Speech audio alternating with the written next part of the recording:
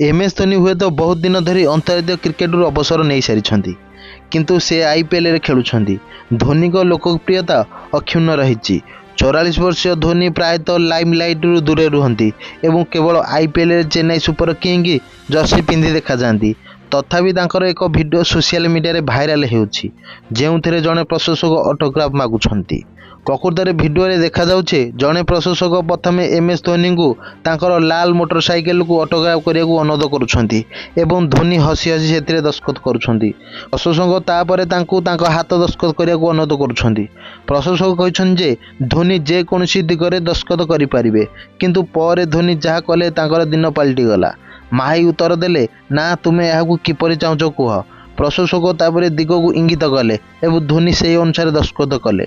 धोनी को हावभाव और शैली प्रशंसक मध्य प्रतिध्वनित है। इंस्टाग्राम रे भिडियोटी शेयर होगा मात्रे भाइराल हो गला एवं 24 घंटा मध्य 2 लाख रु अधिक लाइक पाइला।